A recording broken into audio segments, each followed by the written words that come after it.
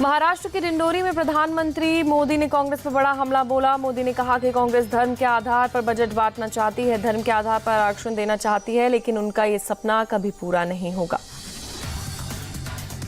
बाबा साहब आंबेडकर धर्म के आधार पर आरक्षण के खिलाफ थे, लेकिन कांग्रेस कह रही है कि एससी, एसटी, ओबीसी और गरीबों का आरक्षण छीनकर मुसलमानों को दे देगी। कांग्रेस आपकी संपत्ति को भी जब्त करके उसका हिस्सा अपने वोट बैंक को देने की तैयारी में है, लेकिन कांग्रेस और इंडी अगाड़ी वाले कान खोल करके सुन ले। मोदी धर्म के आधार पर न बजट बांटने देगा और न ही धर्म के आधार पर आरक्षण देगा। यूपी के जालौन में सीएम योगी ने चुनावी रैली में कांग्रेस पर जोरदार हमला बोला। योगी ने कहा कि कांग्रेस के लोग पाकिस्तान का राग अलापते हैं, ऐसे लोग भारत पर बोझ क्यों बन रहे हैं, वो पाकिस्तान चले जाएं। ये कांग्रेस के लोग धमकी देते हैं। क्या धमकी देते हैं? कहते हैं कि पाकिस्तान के पास एटम बम है। तो मैंने कहा क्या हमारा एटम बम क्या फ्रिज में रखने के लिए है क्या? अरे पाकिस्तान से बड़ा एटम बम हमारे पास है। और पाकिस्तान की हालत तो देखो ना, क्या हाल है पाकिस्तान के।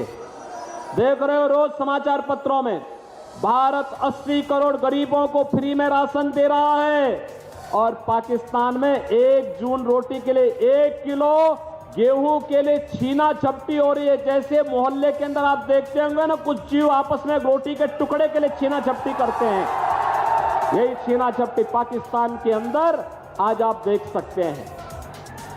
और मैं तो बार बार कहता हूं, पाकिस्तान का राग अलापने वाले, अरे भारत पे बोझा मत बनो, चले जाओ पाकिस्तान में भीख का कटोरा लेकर के तुम भी वहां पर जा करके भारत को क्यों कलंकित करना चाहते हो। लखनऊ में कांग्रेस अध्यक्ष मल्लिकार्जुन खड़गे और समाजवादी पार्टी के अध्यक्ष अखिलेश यादव ने साझा प्रेस कॉन्फ्रेंस की। मल्लिकार्जुन खड़गे ने कहा कि बीजेपी सरकार की महंगाई, बेरोजगारी और कुशासन से जनता परेशान हो चुकी है, इसलिए 4 जून को मोदी सरकार की विदाई तय। क्योंकि अभी तक 4 चरण के चुनाव पूरा हो चुके हैं, इंडिया गठबंधन मजबूत स्थिति में है। हिंदुस्तान की जनता ने मोदी जी की विदाई तय कर दी है। पूरे देश का माहौल देखकर मैं विश्वास के साथ कह सकता हूं, 4 जून को इंडिया गठबंधन नई सरकार बनाने जा रही है। अपोजिशन पार्टी के लीडर्स को जहां पर वो बीजेपी के मजबूत लोग हैं, वहां पर हमारे लोगों को नॉमिनेशन डालने से भी रोक रहे हैं। जिस इलेक्शन एजेंट हम बनाते हैं उसको डरा रहे हैं। हैदराबाद में मैं देखा कि एक महिला बीजेपी की जो कैंडिडेट है, वो तो बुर्का उठा उठा के देख रही, चिट्ठियां कहां से है क्या है, आप देखे होंगे। तो ये ऐसी स्थिति में फ्री फेयर इलेक्शन होता है?